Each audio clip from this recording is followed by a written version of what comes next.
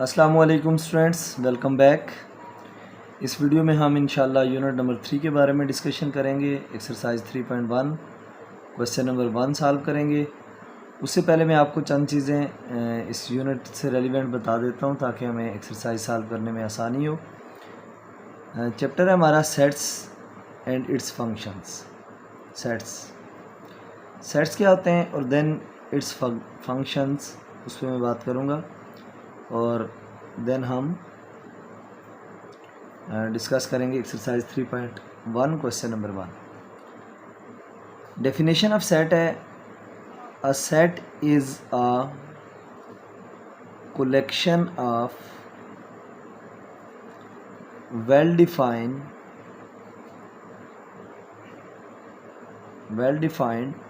and distinct objects।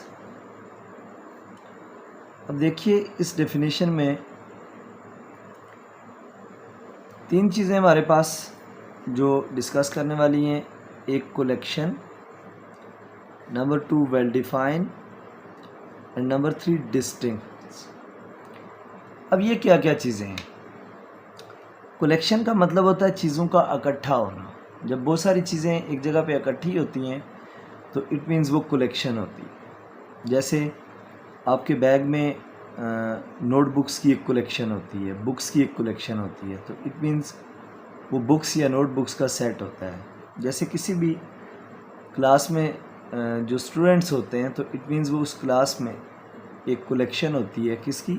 Students की। ऐसे किसी भी चीज़ की कलेक्शन हो सकती है। जैसे लाइक क्रिकेट टीम है, उसमें 11 प्लेयर्स की एक कलेक्शन की जाती है। तो कलेक्शन का मतलब होता है इकट्ठा होना, मजमुआ होना किसी चीज़ का, बहुत सारी चीज़ें एक जगह होना, उसे कलेक्शन हम कहते हैं। ग्रुप की फॉर्म में होना, क्लास की फॉर्म में होना। उसके बाद है दूसरी चीज़ वेल डिफाइन। वेल डिफाइन का मतलब ये होता है कि ऐसी चीज़ें जो यूनिवर्स के अंदर एग्जिस्ट करती हों, जो नेचुरली पॉसिबल हों, तो वो वेल डिफाइंड चीज़ें होंगी जिन्हें हम तस्लीम कर सकते हों। उसके बाद थर्ड चीज़ है डिस्टिंक्ट ऑब्जेक्ट्स। डिस्टिंक्ट ऑब्जेक्ट्स कौन से होते हैं? डिस्टिंक्ट का मतलब होता है नॉट रेपिटिशन, यानी एक चीज़ रिपीट दूसरी दफ़ा नहीं हो सकती। सेट के अंदर कोई भी एलिमेंट दोबारा रिपीट नहीं हो सकता, यानी एक से ज़्यादा टाइम नहीं आ सकता। तो इसका मतलब ये हुआ कि इसकी डेफिनेशन ये है कि वाज़े चीज़ों का ऐसा इकट्ठा होना जिसमें कोई भी चीज़ रिपीट ना हो रही हो। जैसे आप देखें, एग्जांपल देते हैं। जैसे फॉर एग्जांपल एक क्लास में डिफरेंट स्टूडेंट्स हैं। लेट्स से फर्स्ट रो में सेकंड नंबर पर जो स्टूडेंट बैठा हुआ है वो अली है।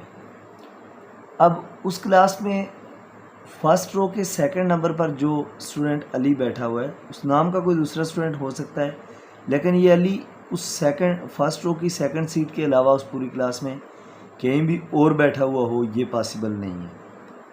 तो यानी इट मीन्स रिपीट नहीं हो सकता अली एक सीट के अलावा और किसी सीट पर। तो ये डिस्टिंक्ट ऑब्जेक्ट्स कहलाते हैं, ऐसे ऑब्जेक्ट्स।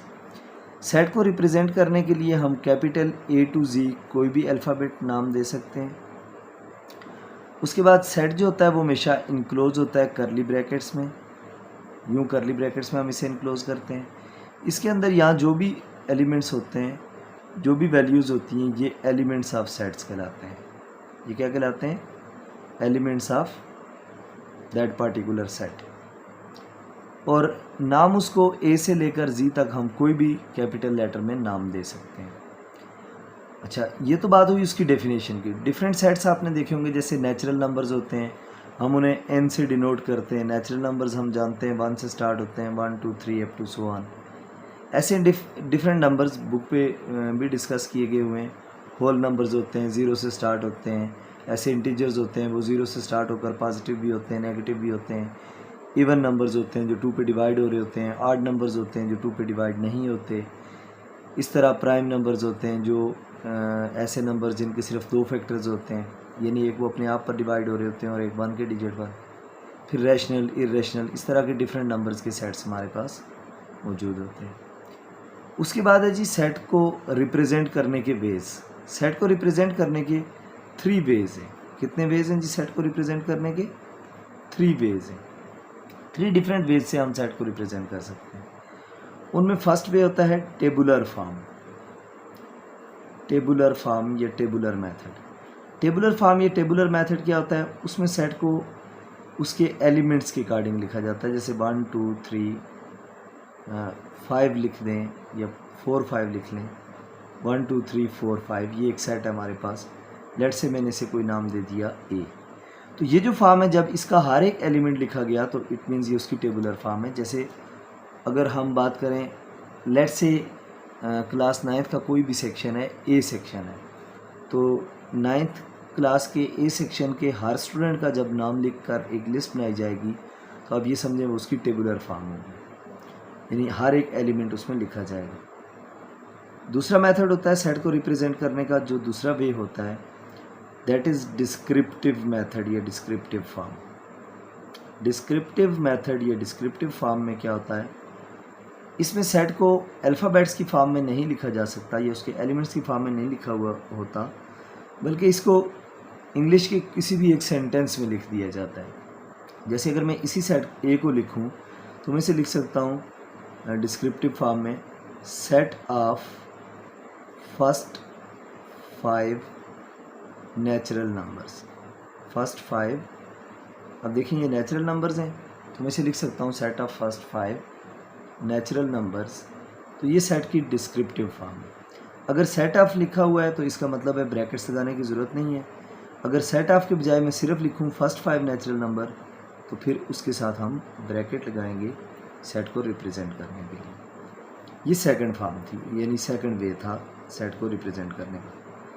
थर्ड वे होता है set builder notation. Set builder notation क्या होता है, बाज़ दफ़ा हमें सेट इस फॉर्म में लिखा हुआ मिलता है, सेट बिल्डर नोटेशन की फॉर्म में। सेट बिल्डर नोटेशन होती है जी ऐसी फॉर्म जिसमें सेट बिल्ड किया जाए, बनाया जाए नोटेशन यानी सिंबल्स की मदद से। इस फॉर्म में यूँ होता है x such that x belong to, मैं इसी सेट को लिखता हूँ, x belong to natural numbers and x is less than equal to 5। अब ये जो x होता है यहाँ पे, ये किसको डिनोट करता है, ये हमारे सेट को डिनोट करता है, यानी सेट सच दैट, जबकि सेट ये जो साइन है ये शो करता है एलिमेंट्स को, ये बता रहा है हमें एलिमेंट्स हैं, किसके एलिमेंट्स हैं, n शो कर रहा है नेचुरल नंबर्स के एलिमेंट्स हैं। तो इससे हमें पता चला ये नेचुरल नंबर्स की बात हो रही है।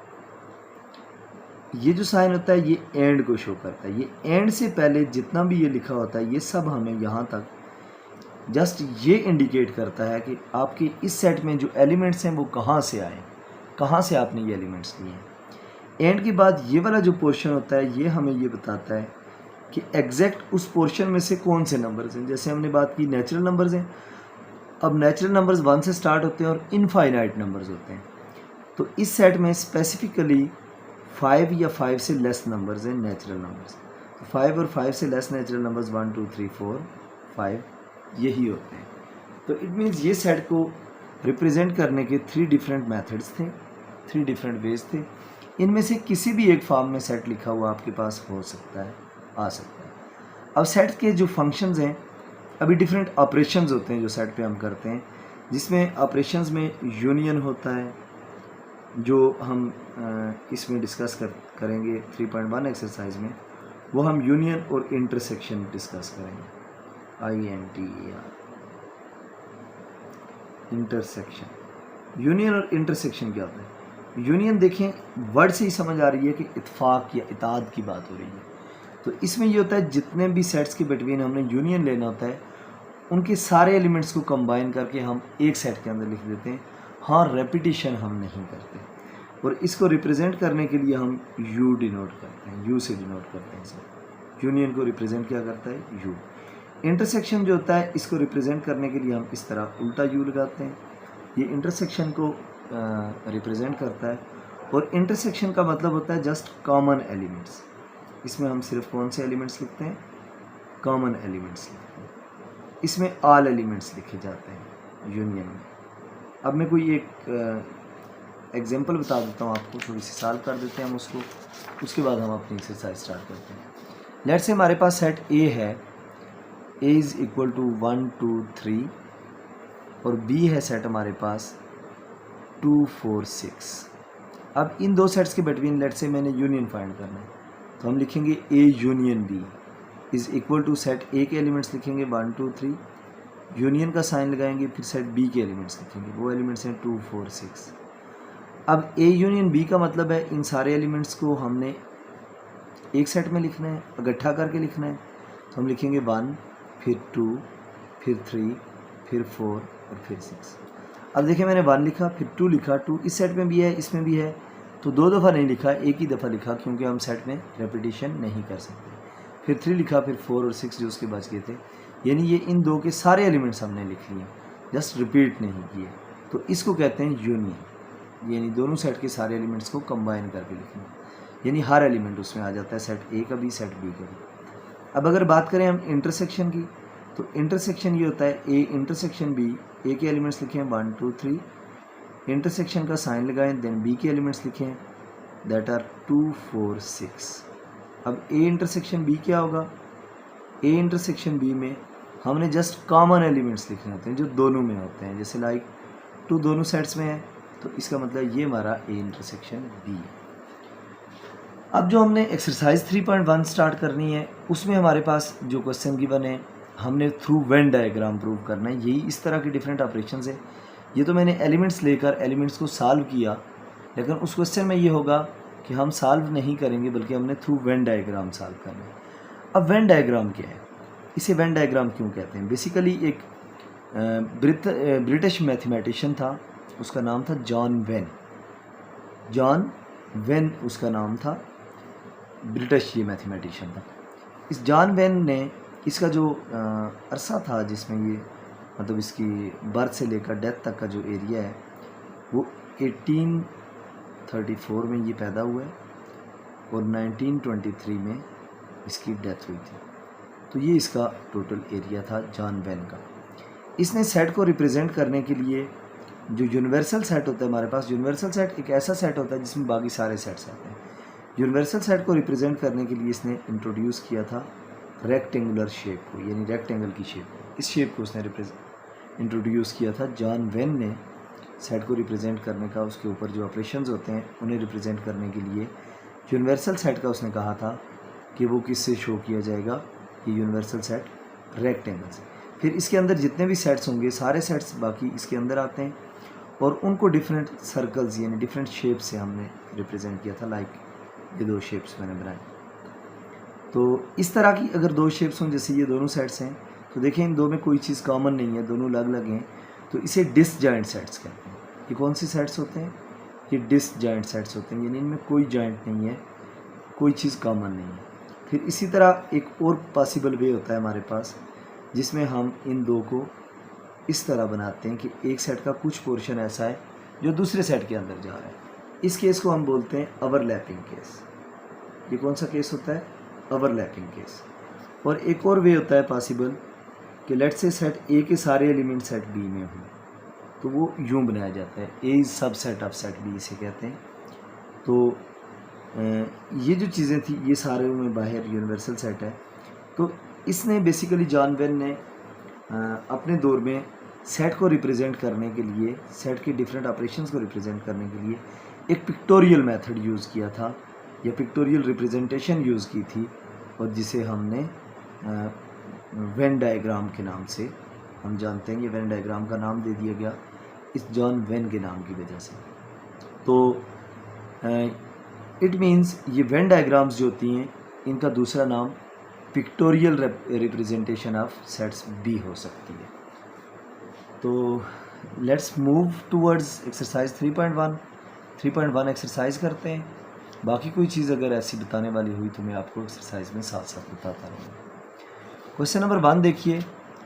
क्वेश्चन नंबर 1 है हमारे पास, उसने कहा हुआ है शेड। किसको शेड करना है जी? हमने शेड करना है A union in bracket B intersection C, इस चीज़ को शेड करना है। फिर हमने दूसरी जो चीज़ शेड करनी है, मतलब एक ये चीज़ शेड करनी है। नंबर 2 उसने दूसरी चीज़ दी हुई है A intersection in bracket B union C. Number 3 पे वो कह रहा है हमें कि आप क्या करें, A union B union C करें। A union B union C करें, और नंबर 4 में वो हमें कह रहा है A intersection B intersection C. यानी हमने ये 4 चीज़ें प्रूव करनी है थ्रू वेन डायग्राम, और डायग्राम हमें दी हुई है। देखिए हमारा जो फर्स्ट पार्ट है उसकी डायग्राम है हमारे पास इस तरह, एक रेक्टेंगल दी हुई है हमें, और उस रेक्टेंगल में क्या दिया हुआ है हमें, जो सेट्स दिए हुए हैं वो इस तरह हैं। ये तो ज़ाहिर है यूनिवर्सल सेट है, मैं बता चुका हूँ आपको डिटेल से इस बात को। अब उसमें एक सेट है हमारे पास इस तरह का, ये लेट्स से सेट ए है। उसके बाद यहाँ पे सेट बी है। इस ए और बी में कोई भी चीज़ कॉमन नहीं है, ये दो अलग अलग है आपस में, ये ए और बी है।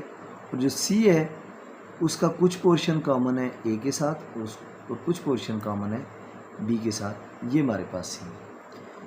अब इस एक डायग्राम के थ्रू हमने ये सारे जो ऑपरेशंस हैं ये प्रूव कर रहे हैं। तो पहला ऑपरेशन देखें, हम करते हैं जी A union in bracket B intersection C. अब इसके लिए हम क्या करते हैं, हम सबसे पहले आपको पता है इस चीज़ का कि हम हमेशा ब्रैकेट को सॉल्व करते हैं। हमारे ब्रैकेट में क्या है जी, बी इंटरसेक्शन सी है। इसका मतलब है बी इंटरसेक्शन सी का बी और सी के कॉमन एलिमेंट्स, यानी वो पोर्शन हमने शेड करना है जो बी और सी में कॉमन है। अब देखें कॉमन पोर्शन कौन सा है, बी और सी में कॉमन पोर्शन ये आपको नज़र आ रहा है, ये पोर्शन है बी और सी का कॉमन, ये वाला।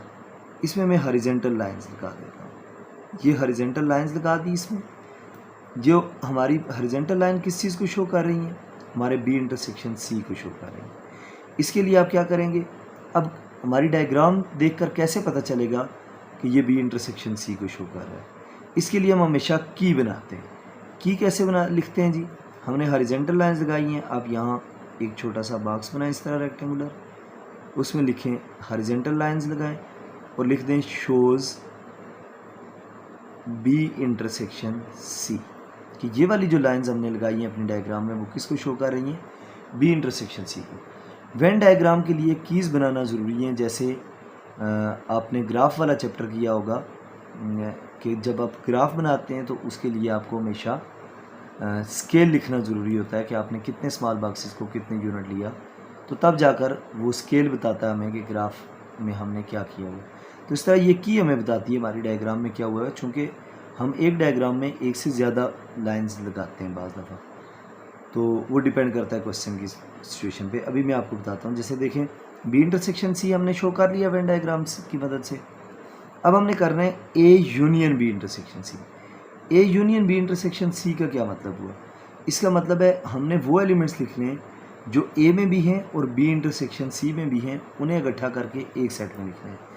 इसका मतलब है जो सेट ए है उस पूरे को भी हमने शेड करना है।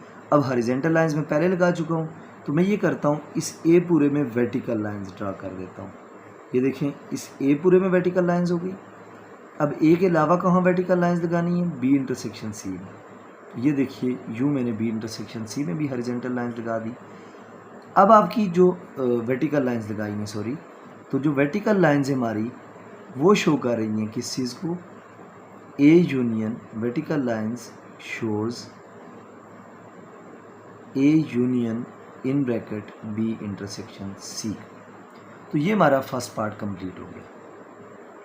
अब हमारी ये देखें कि देखकर हमें पता चल रहा है कि जो जहाँ पे हॉरिजॉन्टल लाइंस लगी हुई हैं वो सिर्फ बी इंटरसेक्शन सी को शो कर रही हैं, और जहाँ वर्टिकल लाइंस लगी हुई हैं बेसिकली वो शो कर रही हैं हमारे इस पूरे को A union B intersection C. अब देखें दूसरा पार्ट जो है उसके लिए मैं यहाँ डायग्राम बनाता हूँ। अगेन दूसरे पार्ट के लिए जो डायग्राम बनेगी सेम डायग्राम बनानी है हमने और दूसरा पार्ट प्रूव करना है। अब देखिए सेम डायग्राम मतलब ये आपने वेन डायग्राम बना ली, उसके लिए आपने यूनिवर्सल सेट बनाया। अब इस यूनिवर्सल सेट के अंदर आपने वही सेम डायग्राम बनानी है। ये आपके पास सेट ए है, ये आपके पास सेट बी है और ये आपके पास सेट सी है। ये ए, ये बी और ये सी। अब इसमें करना क्या है दूसरे पार्ट में, देखिए A intersection in bracket B union C. अब सबसे पहले हमने बी यूनियन सी करना है। इसका मतलब है बी और सी के सारे एलिमेंट्स हमने लिखने हैं तो बी और सी के जब सारे एलिमेंट्स लिखने हैं तो ये देखें हम इस बी पूरे में भी और सी पूरे में भी हॉरिजॉन्टल लाइंस लगा देते हैं। ये इधर नीचे सी है मेरे पास, तो बी और सी पूरे में हमने क्या किया, हॉरिजॉन्टल लाइंस लगा दी। कोई ज़रूरी नहीं है हॉरिजॉन्टल लाइंस ही, आप वर्टिकल लाइंस भी पहले लगा सकते हैं, डायगोनल लाइंस भी लगा सकते हैं। मैं जनरली हॉरिजॉन्टल से स्टार्ट करता हूँ, तो बेशक आप भी इसी से स्टार्ट करें। तो ये देखें हॉरिजॉन्टल लाइंस जो हैं वो किसको शो कर रही हैं, शोज़ बी यूनियन सी। अब A intersection B union C, यानी हमने ए का वो पोर्शन लिखना है जो बी इंटरसेक्शन सी के साथ कॉमन है। तो ए का सिर्फ ये वाला पोर्शन आपको नज़र आ रहा होगा, बी इंटरसेक्शन सी के साथ कॉमन है, बी यूनियन सी के साथ कॉमन है। तो ये पोर्शन जो है वो हमारा शो कर रहा है किसको, A intersection B union C को, क्योंकि बी यूनियन सी में बी के भी सारे एलिमेंट और सी के भी सारे एलिमेंट थे, यानी बी और सी दोनों में लाइंस लगाई थी हमने हॉरिजॉन्टल। अब ए और बी यूनियन सी में जो कॉमन है उसमें लगाना था, तो वो कॉमन पोर्शन सिर्फ ये था। तो सो मैं यहाँ पे लिख देता हूँ वर्टिकल लाइंस जो हैं that shows A intersection in bracket B union C. अब इसी का जो थर्ड पार्ट है उसको देखिए, वो क्या है। थर्ड पार्ट में हमें उसने कहा हुआ है सेम डायग्राम बनाएं। ये वेन डायग्राम बना रहा हूँ मैं इसके लिए। अब देखें वेन डायग्राम बनाकर करना क्या है जी, वही सेम डायग्राम हमने बनानी है चारों केसेस के लिए। फिर अगली डायग्राम बनाएंगे चारों केसेस के लिए। ये हमारे पास ए, ये बी और ये हमारे पास सी। अब इसमें हमने क्या प्रूव करना है जी, इसमें हमने प्रूव करना है A union B in bracket और यूनियन सी। अब इसका मतलब है पहले ए यूनियन बी करना है, यानी ए के सारे एलिमेंट यूनियन है तो ए के और बी के सारे एलिमेंट्स शेड होंगे। तो ये देखिए मैं ए पूरे में हॉरिजॉन्टल लाइंस लगा रहा हूँ और देन बी पूरे में मैं क्या कर रहा हूँ, हॉरिजॉन्टल लाइंस लगा रहा हूँ।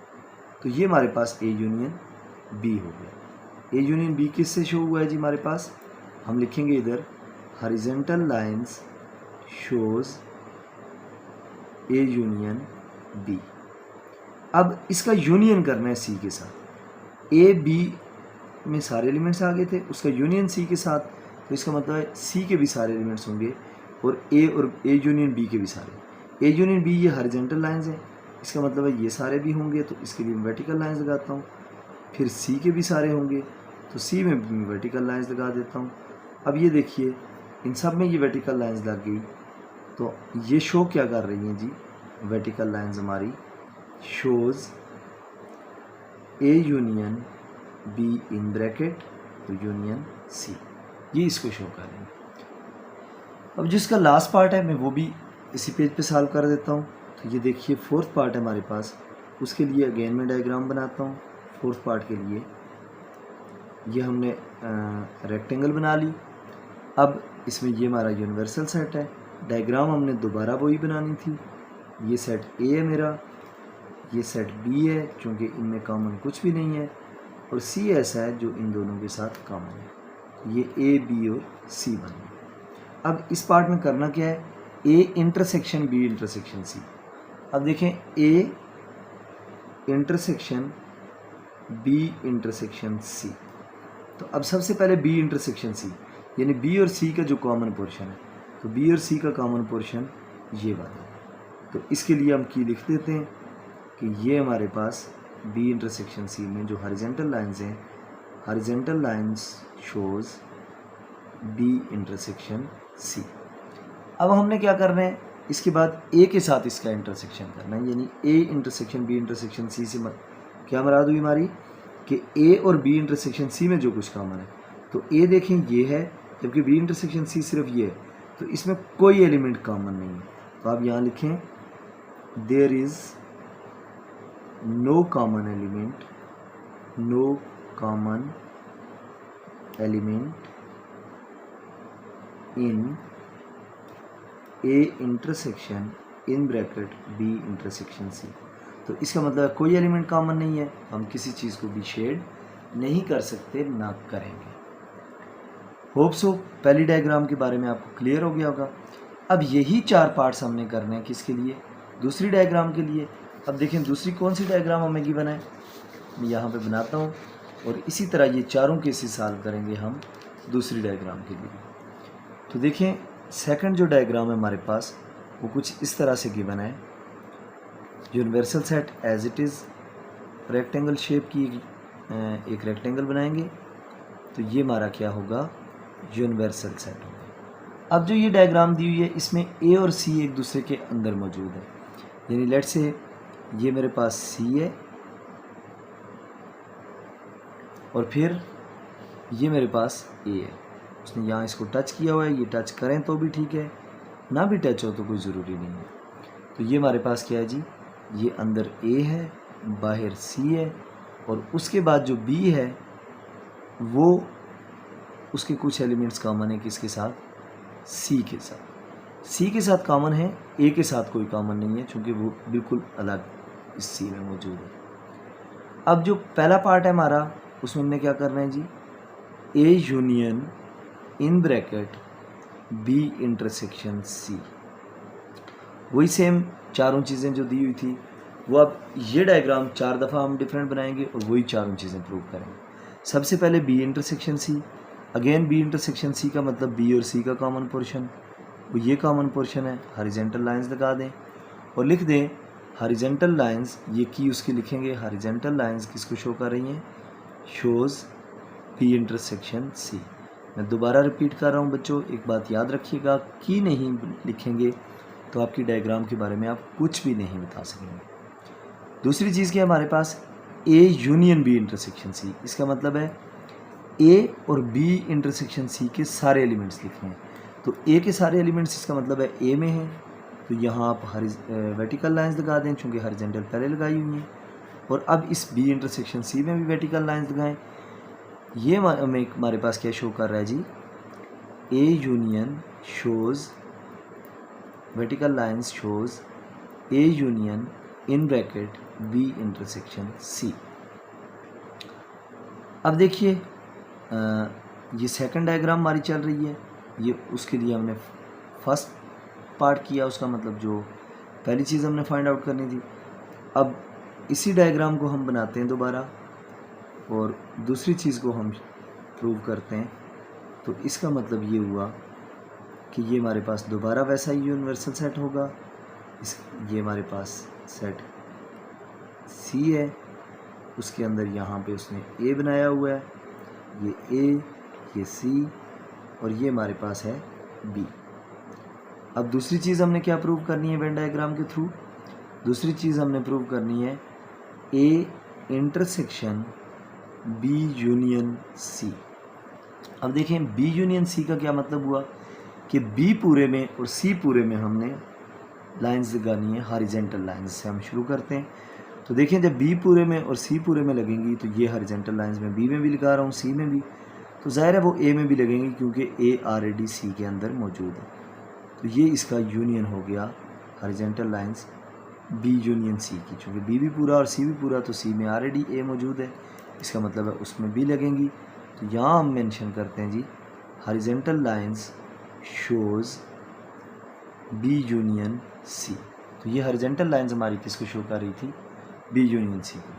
अब हमने ए का इंटरसेक्शन करना है इसके साथ। तो ए के इंटरसेक्शन का क्या मतलब हुआ, ए का जो कुछ कॉमन है बी यूनियन सी के साथ, तो ए पूरे का पूरा कॉमन है, इसमें वर्टिकल लाइंस लगा दें। ये वर्टिकल लाइंस मैंने लगाई और इधर आप मेंशन कर देंगे कि vertical lines shows A intersection in bracket B union C. Same diagram बनाएं थर्ड केस के लिए। तो सेम डायग्राम थर्ड केस के लिए बनाएंगे। ये देखें रेक्टेंगुलर शेप बना दी, ये हमारे पास यूनिवर्सल सेट है, ये हमारे पास सेट सी है, उसके अंदर सेट ए मौजूद है और फिर उसको ओवरलैप कर रहा है क्या, सेट बी। तो ये ए है हमारे पास, ये बी है और ये हमारा सी है। और थर्ड पार्ट में उसने मतलब तीसरी जो चीज़ हमसे रिक्वायर्ड की हुई है वो है A union B in bracket then union C. अब देखें इसका मतलब ये हुआ हमने पहले ए यूनियन बी के लिए वर्किंग करनी है, यानी यूनियन लगाना है तो ए और बी के सारे एलिमेंट्स, ये देखिए ये ए के सारे एलिमेंट्स देन बी के सारे एलिमेंट्स वो ये हो जाएंगे। तो ये हमारे पास क्या आ गया जी, ए यूनियन बी आ गया। हॉरिजॉन्टल लाइंस किसको शो कर रही है हमारी, हॉरिजॉन्टल लाइंस शो कर रही हैं शोज़ ए यूनियन बी। अब अगली चीज़ क्या फाइंड करनी है हमने, ए यूनियन बी का यूनियन करना है सी के साथ, यानी अब सी के भी सारे एलिमेंट्स लिखने हैं। तो देखें सी के भी सारे एलिमेंट्स लिखने हैं, तो ये मैं वर्टिकल लाइंस लगा देता हूँ। आपको ये समझ आ रही होगी कि इसका मतलब क्या है कि सी के भी सारे एलिमेंट्स और ए यूनियन बी के भी सारे एलिमेंट्स। तो अब मेरे पास ये जो वर्टिकल लाइंस हैं वो किसको शो कर रही हैं, shows A union B in bracket and union C. अब सेम डायग्राम बनानी है और चौथा केस डिस्कस करना है। ये देखिए, ये हमारे पास वेन डायग्राम आ गई। अब वेन डायग्राम के अंदर वही सेम पैटर्न, ये मेरे पास सी है, उस सी के अंदर यहाँ पे ए है और ये मेरे पास बाहर क्या है, बी है जो कि इसे ओवरलैप कर रहा है। ये ए, ये बी और ये सी और ये यूनिवर्सल सेट है। अब इस पार्ट में हमने क्या करना है, A intersection in bracket B intersection C. तो इसका मतलब है सबसे पहले बी इंटरसेक्शन सी को शेड करना है। तो बी इंटरसेक्शन सी में कौन सा पोर्शन है, यानी बी और सी दोनों का कॉमन पोर्शन, चूँकि इंटरसेक्शन कर रहे हैं तो कॉमन पोर्शन का ये है। तो इट मीन्स आप यहाँ पे लिखेंगे हॉरिजॉन्टल लाइंस हमारी किसको शो कर रही हैं, शोज़ बी इंटरसेक्शन सी। चूँकि ये ब्रैकेट में था, पहले हमने ये सॉल्व कर लिया। अब हमने देखना है A intersection B intersection C, क्या ए का कुछ कॉमन है बी इंटरसेक्शन सी के साथ, नो, क्योंकि ए यहाँ तक है जबकि बी इंटरसेक्शन सी तो सिर्फ ये है। इसका मतलब आप लिखेंगे there is no common element, no common element in A intersection in bracket B intersection C. Hope so दूसरी डायग्राम को भी डील करना आपको समझ आ गया होगा। अब हम बात करते हैं थर्ड डायग्राम की। थर्ड डायग्राम हमारे पास क्या है जी, थर्ड डायग्राम हमारे पास थर्ड जो केस है उसकी डायग्राम देखिए। उसकी डायग्राम में हमारे पास उसी तरह यूनिवर्सल सेट बनाएंगे और यही चार केस इसके लिए भी करेंगे। ये यूनिवर्सल सेट आ गया। अब डायग्राम क्या है, उसमें ये हमारे पास ए है, यहाँ पे हमारे पास बी है जो इसे ओवरलैप कर रहा है और जो सी है वो इन दोनों को ओवरलैप कर रहा है, यानी ये हमारे पास सी है। अब देखें इस केस में ए बी सी हो गया। पहली चीज़ हमने जो करनी है वो क्या है जी, A union in bracket B intersection C. तो ब्रैकेट के अंदर बी इंटरसेक्शन सी है, इसका मतलब अभी पहले हमने सिर्फ वो पोर्शन शेड करना है जो बी और सी में कॉमन है। तो बी और सी में आपको नज़र आ रहा होगा ये पोर्शन कॉमन है सारा, बी में बी और सी में बी। अब ये बी और सी दोनों में कॉमन है तो हम हॉरिजॉन्टल लाइंस लगाकर लिखते हैं horizontal lines shows B intersection C. अब देखिए ए के साथ यूनियन लेना है इसका, A union B intersection C. इसका मतलब है ए के सारे एलिमेंट और बी इंटरसेक्शन सी के सारे एलिमेंट्स, चूँकि यूनियन है। ये ए में भी मैं वर्टिकल लाइंस लगाता हूँ पूरे में, ए पूरा ये सारा है, और फिर बी इंटरसेक्शन सी में भी। तो बी इंटरसेक्शन सी में यहाँ तक लाइंस लगेंगे, चूँकि बी इंटरसेक्शन सी यहाँ तक है और यूनियन लेना है। बी इंटरसेक्शन सी भी सारा ले लिया जो उसका पहले आया था बी इंटरसेक्शन सी, और ए को भी सारा ले लिया। तो हमारी वर्टिकल लाइंस जो है अब ये शो कर रही हैं shows A union in bracket B intersection C. Same अगले तीन केसेस इसके साथ इसी डायग्राम के साथ हमने सॉल्व करना था। तो दूसरे केस के लिए देखें, मैं डायग्राम बनाता हूँ। ये आपके पास वेन डायग्राम आ गई जी किसकी, यानी यूनिवर्सल सेट आ गया रेक्टेंगल की शेप में। ये मेरे पास सेट ए आ गया, यहाँ पे सेट बी है हमारे पास, और यहाँ पे हमारे पास सेट सी, यानी ये ए, ये बी और ये सी। अब प्रूव क्या करना है इसमें प्रूव करना है A intersection in bracket B union C, यानी इट मीन्स सबसे पहले हमने बी और सी का यूनियन लेना है, यानी बी के सारे एलिमेंट और सी के सारे एलिमेंट। तो देखिए बच्चों, बी के सारे एलिमेंट्स ये सारे एलिमेंट्स बी के हैं और फिर सी के भी सारे एलिमेंट्स, तो इसका मतलब जहाँ तक सी जा रहा है उस सारे में हमने क्या करना है, ये शेडिंग कर देनी है। अब देखें हॉरिजॉन्टल लाइंस है मेरी, तो मैं इसके लिए की बनाता हूँ जी, horizontal lines shows B union C. Horizontal line B union C के लिए थी, इसके लिए ये तो हमने कर लिया। अब ए का इंटरसेक्शन लेना है, यानी ए के कॉमन एलिमेंट जो बी यूनियन सी में कॉमन है। आपको नज़र आ रहा होगा वो पोर्शन ये वाला बन रहा है, ये पोर्शन ये बन रहा है हमारे पास किसका, A intersection B union C का। तो अब हम लिखेंगे vertical lines shows A intersection B union C. Third case के लिए डायग्राम बनाते हैं, सेम डायग्राम, रेक्टेंगल बना दी, यूनिवर्सल सेट है, अंदर वही डायग्राम बनेगी, set A, set B and then set C, A B और ये सेट सी। अब थर्ड केस है क्या हमारा, थर्ड केस है A union B union C, A union B bracket में और यूनियन सी। इसका मतलब पहले ए और बी के सारे एलिमेंट्स, इन दो का यूनियन है, तो ए के सारे एलिमेंट्स में हॉरिजॉन्टल लाइंस लगा देता हूँ मैं, और फिर बी के सारे एलिमेंट्स में, ये देखें बी, ये सारा बी है, तो इन सब में हमने क्या किया, हॉरिजॉन्टल लाइंस लगा ए और बी पूरे में, चूँकि इन दोनों का यूनियन था। हॉरिजॉन्टल लाइंस किसको शो कर रही हैं, शोज़ ए यूनियन बी। अब उसका यूनियन करना है सी के साथ, यानी ए यूनियन बी के भी सारे एलिमेंट और सी के भी सारे एलिमेंट। अब आप इस पूरी डायग्राम में वर्टिकल लाइंस लगा दें, क्योंकि तीन सेट है ए बी सी, तो तीनों का यूनियन है, यानी तीनों के सारे एलिमेंट्स को हमने लिखे। ये देखें, ये मैंने वर्टिकल लाइंस लगा दी, जो वर्टिकल लाइंस किस चीज़ को शो कर रही हैं, shows A union B in bracket union C. Fourth case इसी क्वेश्चन का क्या है हमारे पास, फोर्थ केस ये है, रेक्टेंगल बनाएं और देन आप क्या करें, सेम डायग्राम ए बी और सी बनाएं। ये आपके पास ए, ये बी, ये सी आ गया।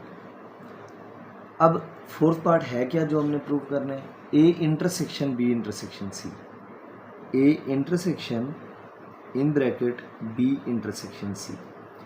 अब सबसे पहले बी इंटरसेक्शन सी, यानी बी और सी में जो कुछ कॉमन है, तो देखिएगा बी और सी यहाँ तक है, इसका मतलब ये बी और सी में कॉमन पोर्शन है।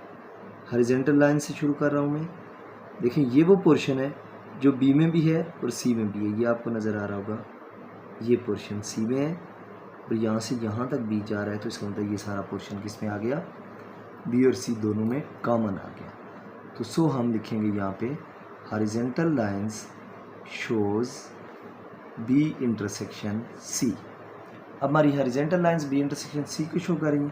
अब इसका ए के साथ इंटरसेक्शन करना है, यानी ए में और बी इंटरसेक्शन सी में जो कॉमन होगा, तो ए हमारे पास यहाँ से यहाँ तक जा रहा था, ये सारा ये, इसका मतलब ये वाला वो पोर्शन है, ये जो है बिल्कुल ये जो छोटा सा हमारे पास डायग्राम का पार्ट बन रहा है जो तीनों में कॉमन है, तो ये वो होगा जो शो करेगा किसको, वर्टिकल लाइंस हमने इसके लिए लगाई, shows A intersection in bracket B intersection C.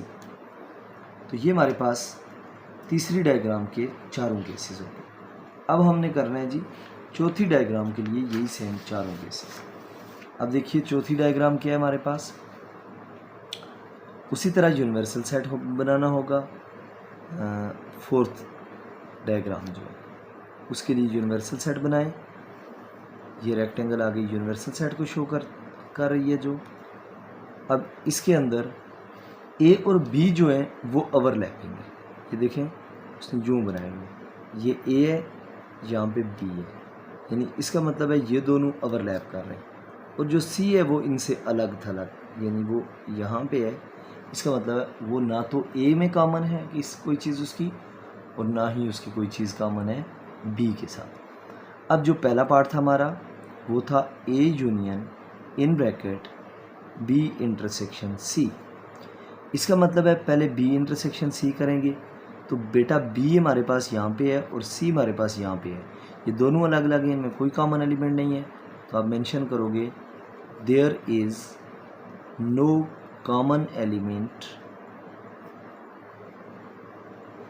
There is no common element in B intersection C, यानी बी इंटरसेक्शन सी में कोई भी एलिमेंट कॉमन नहीं है। अब ए के साथ यूनियन करना है बी इंटरसेक्शन सी का, इसका मतलब है ए के सारे एलिमेंट लिखने हैं और बी इंटरसेक्शन सी के सारे एलिमेंट। अब बी इंटरसेक्शन सी में एलिमेंट ही कोई नहीं है, लेकिन ए के तो हमें लिखने पड़ेंगे, तो हॉरिजॉन्टल लाइंस मैंने इससे पहले नहीं लगाई, तो हॉरिजॉन्टल से स्टार्ट लेते हैं। तो ये मेरे पास सारा ए जो है वो किसको शो कर रहा है, ए पूरा वो हमारे A union in bracket B intersection C को शो कर रहा है। उसके लिए मैंने हॉरिजॉन्टल लाइंस लगाई हैं, horizontal lines shows A union in bracket B intersection C. अब देखिए सेम डायग्राम बनाते हैं और दूसरा केस डिस्कस करते हैं। ये हमारे पास रेक्टेंगल आ गई, इस रेक्टेंगल के अंदर हम ए बनाते हैं और फिर बी बना लेते हैं। ये ए और बी आ गए जो एक दूसरे के साथ कॉमन है, और ये हमारा सी है जो कि अलग है, यहाँ पे यूनिवर्सल सेट आ गया। केस दूसरा था हमारा A intersection in bracket B union C. अब सबसे पहले बी यूनियन सी करना है, यानी बी के सारे एलिमेंट और सी के सारे एलिमेंट्स हमने क्या करने हैं, शेड करने हैं। ये देखिए मैं बी पूरे में भी हॉरिजॉन्टल लाइंस लगा देता हूँ और सी पूरे में भी हॉरिजॉन्टल लाइंस लगा देता हूँ। ये किसको शो कर रही हैं, हॉरिजॉन्टल लाइंस, यानी जो हॉरिजॉन्टल लाइंस का पोर्शन है that shows B union C. अब ए के साथ इसका इंटरसेक्शन करना है, यानी ए के और बी यूनियन सी के जो कॉमन है, तो ये वाले एलिमेंट्स हैं जो इस पोर्शन में आएंगे वो बी यूनियन सी में भी हैं और ए में भी। तो सो हमारी वर्टिकल लाइंस शो कर रही हैं किस चीज़ को, shows A intersection in bracket B union C. ये आगे पहले दो केसेस। अब थर्ड केस डिस्कस करते हैं इसी क्वेश्चन का हम। उसके लिए हम फिर डायग्राम बनाते हैं। ये देखिए ये हमारे पास यूनिवर्सल सेट, और उसके बाद वही सेम डायग्राम बनानी थी। सेट ए, ये हमारा सेट बी और ये हमारा सेट सी। अब देखिए A B and C. Third case है क्या हमारे पास, A union B union C, A union B bracket में और देन यूनियन सी, यानी इसका मतलब है पहले ए यूनियन बी करना है। यूनियन का मतलब क्या हुआ, ए के भी सारे एलिमेंट्स लिखने हैं और बी के भी सारे एलिमेंट्स लिखने हैं। ये कॉमन वाले भी आएंगे उनमें और ये भी आएंगे सारे, जो सिर्फ ए में है वो भी, जो सिर्फ बी में हैं वो भी, और जो कॉमन है वो भी। तो इसका मतलब है our horizontal lines shows A union B. अब इसका यूनियन करना है सी के साथ, यानी ए यूनियन बी के भी सारे लिखने हैं और सी के भी सारे लिखने हैं, क्योंकि यूनियन करना है। तो सी में भी आप वर्टिकल लाइंस ड्रा कर दो, ये वर्टिकल लाइन सी में भी होगी, और फिर ए यूनियन बी जो आया हुआ है उसमें भी वर्टिकल लाइंस ड्रा कर दो। ये देखिए ये वर्टिकल लाइंस जो है मेरी वो किसे शो कर रही हैं, shows A union B in bracket union C. अब जिसका फोर्थ केस था इस डायग्राम के लिए हम वो फोर्थ केस भी करते हैं। तो फोर्थ केस है हमारा universal set, set A, then set B और देन सेट सी। कोई डायग्राम बनाई ए बी और सी, अब ये बन गया। अब फोर्थ केस में करना क्या था, फोर्थ केस में करना है जी A intersection B intersection C. सबसे पहले बी इंटरसेक्शन सी करते हैं। हम देखते हैं क्या कोई एलिमेंट बी और सी में कॉमन है, नो जी, बी बिल्कुल अलग है और सी अलग है। तो इट मीन्स हम लिखेंगे there is no common element no common element in B intersection C. इसका मतलब है कोई एलिमेंट कॉमन नहीं है, तो सो हम इसे शेड नहीं कर सकते बी और सी के इंटरसेक्शन के केस में। अब ए का इंटरसेक्शन करना है बी इंटरसेक्शन सी के साथ, यानी जो बी इंटरसेक्शन सी के एलिमेंट्स आए हुए हैं वो, और जो उनमें से जो एलिमेंट्स ए के साथ कॉमन है, तो बी इंटरसेक्शन सी तो हमारे पास एलिमेंट ही कोई नहीं है, क्योंकि उसमें कॉमन ही कुछ नहीं था, तो ज़ाहिर है ए के साथ भी कोई कॉमन नहीं है, क्योंकि बी इंटरसेक्शन सी में तो एलिमेंट ही कोई नहीं है। तो इसके लिए भी आप लिख देंगे there is no common element in A intersection in bracket B intersection C. तो बेटा हमारा क्वेश्चन नंबर 1 कंप्लीट हो गया यहाँ पे आके। इंशाल्लाह हम नेक्स्ट वीडियो में डिस्कस करेंगे अगला क्वेश्चन। अगर किसी बच्चे को कोई बात समझ नहीं आई तो वो कमेंट सेक्शन में पूछ सकता है वेन डायग्राम के हवाले से, कोई भी चीज़ अगर पूछना चाहें तो you are most welcome. Channel को सब्सक्राइब करना, वीडियोस को लाइक करना और बेल आइकन को प्रेस करना मत भूलिएगा।